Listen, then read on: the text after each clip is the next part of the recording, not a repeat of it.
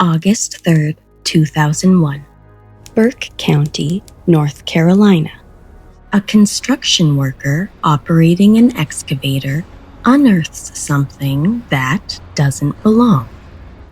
A black backpack, meticulously double-wrapped in 2 plastic trash bags. When the layers are finally peeled away, a name is found, written on the inside. Asha Degree. The discovery of this backpack came 18 months after 9-year-old Asha Degree vanished. It was found in Burke County, 30 miles in the opposite direction that witnesses saw Asha walking the night she disappeared.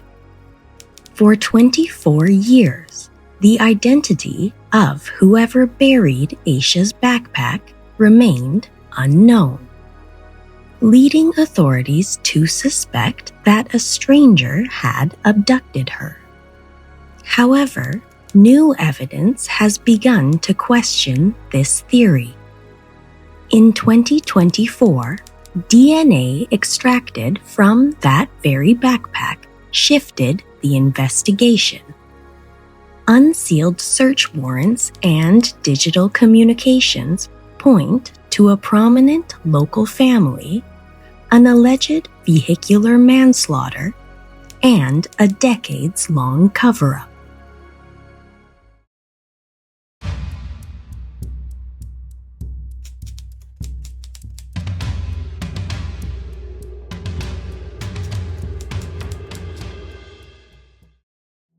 Asha Jaquilla Degree was born on August 5, 1990. She lived on Oakcrest Drive in Shelby, a quiet rural community in Cleveland County, North Carolina. Asha, a 4th grader at Falston Elementary School, was sweet-natured, intelligent, and cautious.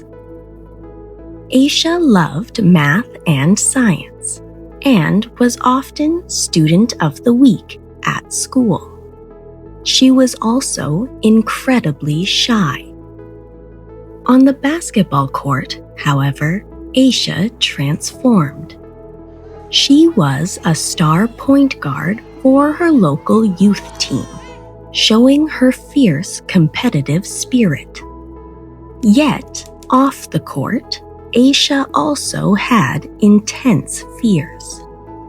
She was known to be afraid of dogs, the dark, thunderstorms, and strangers. Asha's world was anchored by her father, Harold, and her mother, Aquila. She was especially close with her brother, O'Brien, who was only 11 months older than her. The Degree household was defined by strict routines and was grounded in faith and deep familial affection. The Degree household did not have a computer, and neither Asha nor her brother had a cell phone. Asha's interactions and influences were entirely contained within her home, her school, her church, and her neighborhood.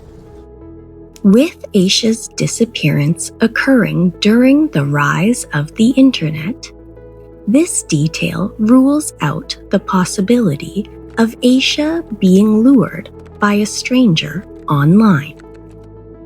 Harold and Aquila Degree were protective parents who instilled strict safety rules in their children. They explicitly taught Asha and O'Brien to keep the house doors locked after school, and to never open the door for strangers or anyone who did not have a key. Both Harold and Aquila worked full-time, Harold as a dock loader and Aquila at a piano factory. And, as a result, Their children were extremely self-reliant.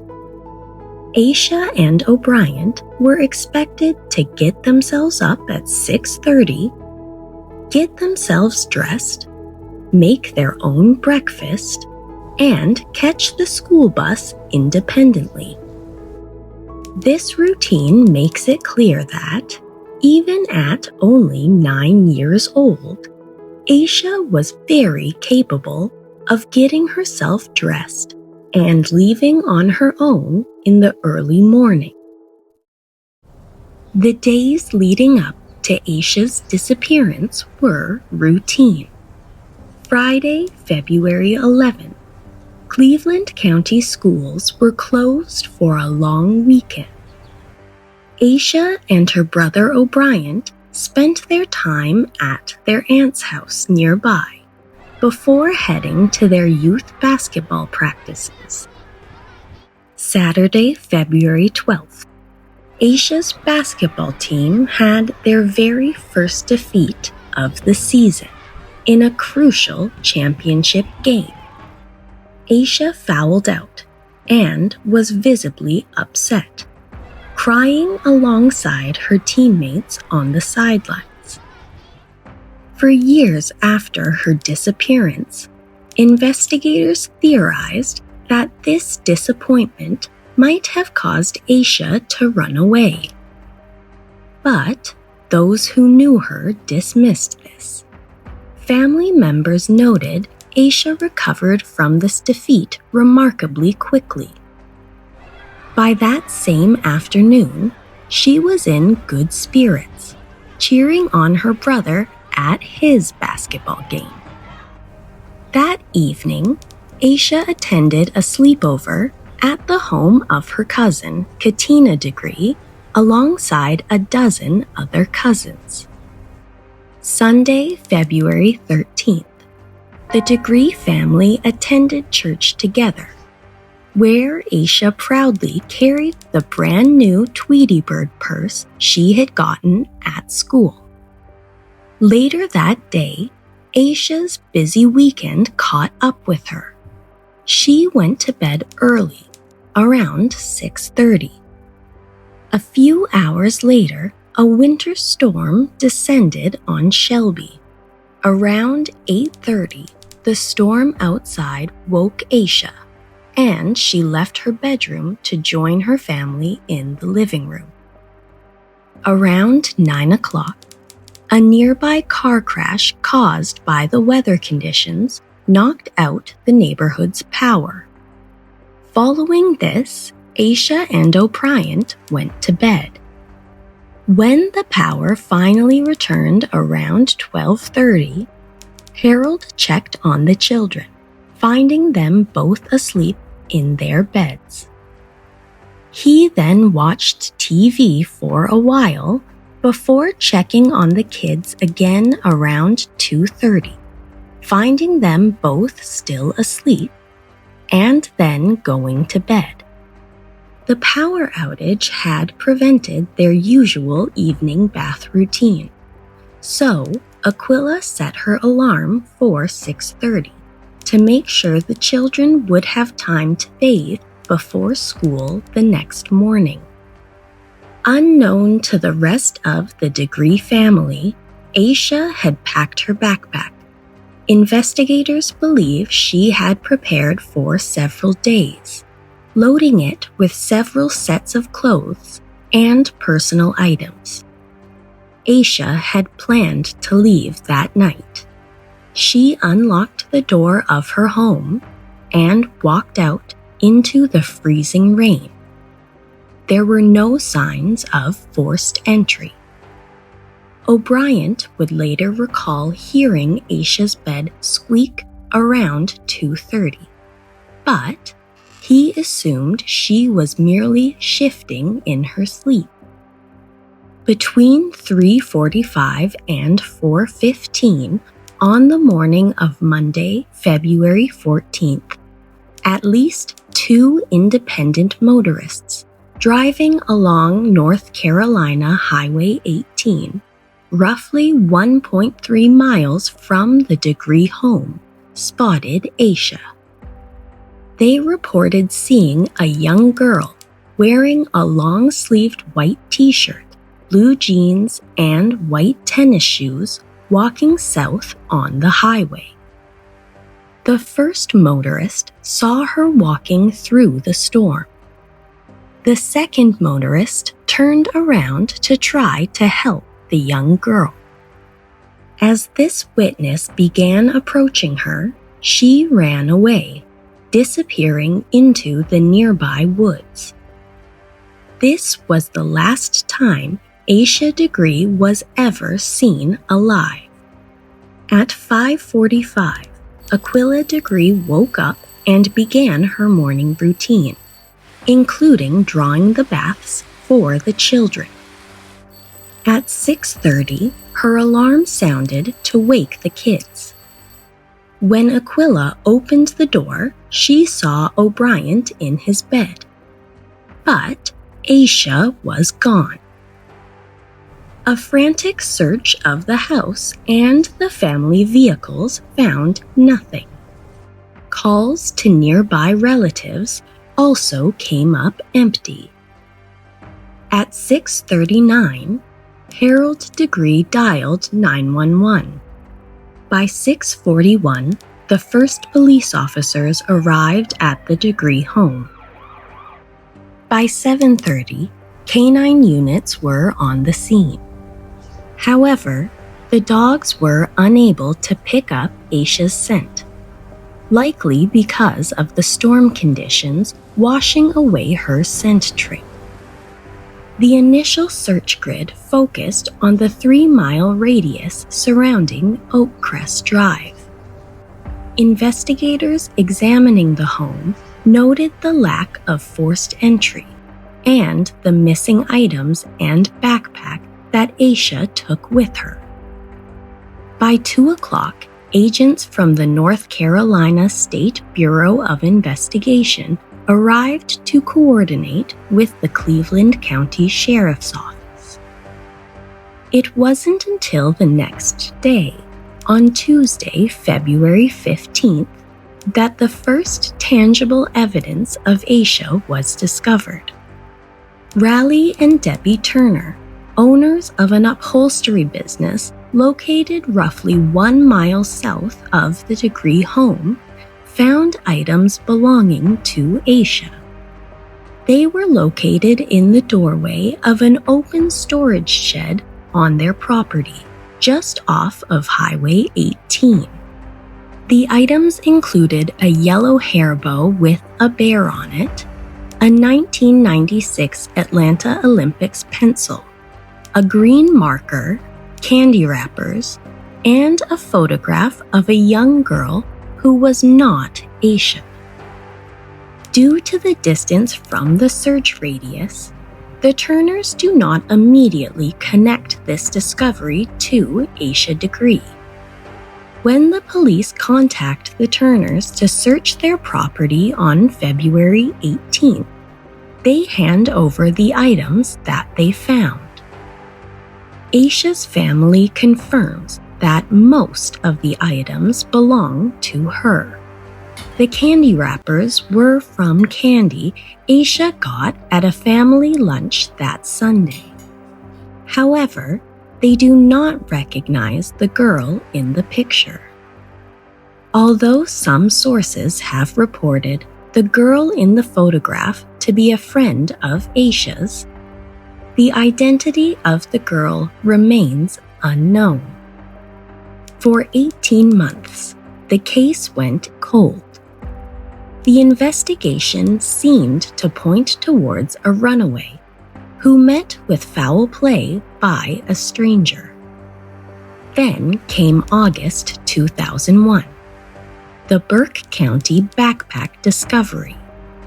Asha's missing backpack, now wrapped inside 2 black plastic bags, 26 miles north of where Asha was last seen, and in the exact opposite direction she was walking. The backpack was quickly determined to be Asha's, as her name and home phone number were written directly on it. The burial of this bag shifted the investigation. It was proof that Asha was not just lost in the woods. Someone took her. However, after this discovery, Asha's case went cold for 15 long years. Then, in 2016, the FBI released a re-examined tip from the original case files. A witness had reported seeing a young girl matching Asha's description being pulled into a distinctive dark green vehicle along Highway 18 that morning.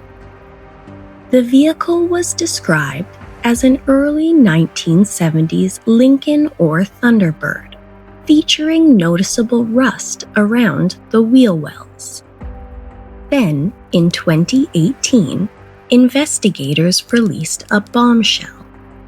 They revealed that foreign items, meaning items not belonging to Asha, were found inside that buried backpack. These items included the Dr. Seuss book McElligot's Pool, borrowed from the school library, and a New Kids on the Block concert t-shirt.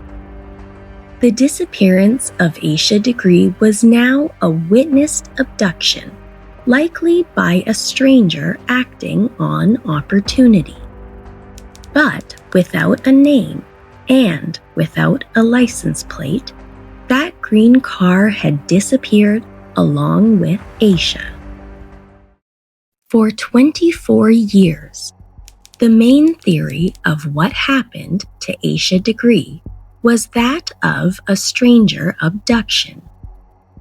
This premise relied on Asha wandering into the storm, perhaps lured by a predator using the unidentified photograph, and subsequently being abducted by an unknown individual in a green car. But this theory doesn't explain why a child terrified of the dark and dogs would leave her home. And if Asha was abducted, any noise from a struggle would likely have been heard by someone. A neighbor of the Turners owned dogs who were known to bark at noise, and these dogs were quiet the night Asha was last seen. Then, in the fall of 2024, there was a huge breakthrough in Asha's case. Advancements in touch DNA analysis and forensic genealogy allowed investigators to extract two distinct genetic profiles. The first was touch DNA found on the plastic bags wrapping Asha's buried backpack. This DNA belonged to Russell Underhill, who was 46 at the time of Asha's disappearance and had since passed away. The second profile came from a previously undisclosed third item found inside Asha's buried bag, an undershirt. On that undershirt was a human hair stem. This DNA matched a female named Anna Lee Dedman, who was just 13 years old in February of 2000. Investigators immediately sought to find the connection between a deceased adult man and a 13-year-old girl. They found it in Roy Lee and Connie Dedman, the parents of Anna Lee.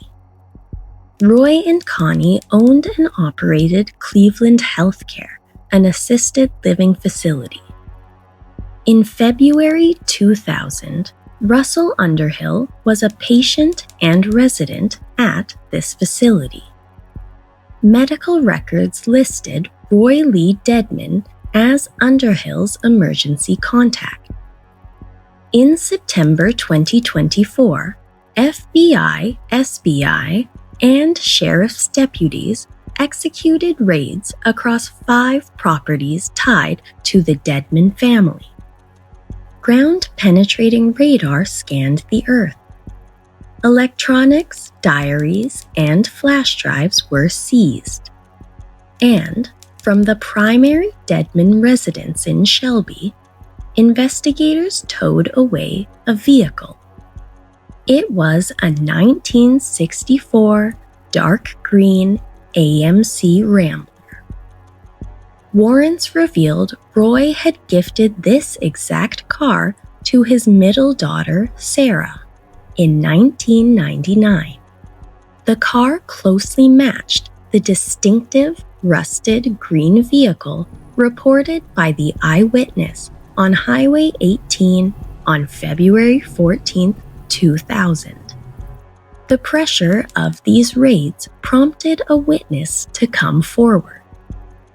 He testified that, at a party in the mid-2000s, he watched Lizzie Dedman, the eldest Dedman daughter, who was 16 at the time, sobbing uncontrollably, allegedly repeatedly confessing that she Asha Degree. This witness stated that her sister, Sarah, reacted violently, grabbing Lizzie's head and demanding she stop talking.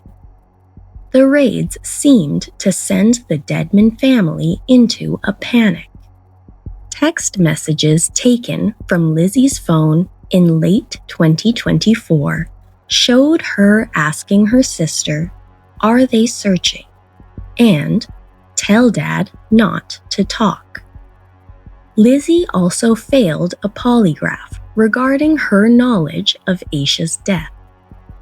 Because the Dedman daughters were minors in 2000, investigators believe that adult assistance would have been necessary in the execution and concealment of this crime.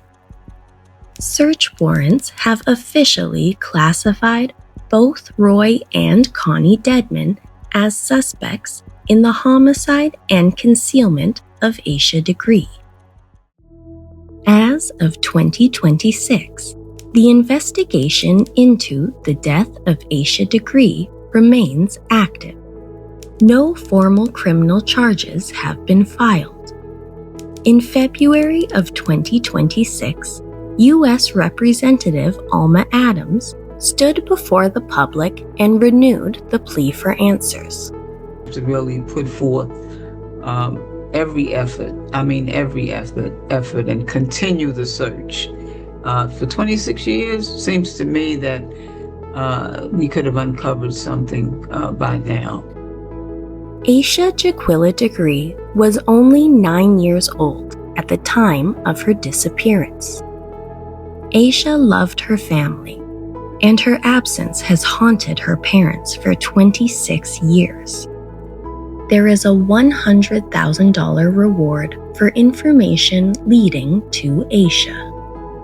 There are people in Cleveland County who know what happened to Asha Degree in the early morning of February 14, 2000. If you have any information regarding the disappearance of Asha Degree, the Cleveland healthcare facility in the year 2000, or the movements of the Dedman family on the early morning of February 14th, you are urged to contact the Cleveland County Sheriff's Office or the FBI tip line immediately.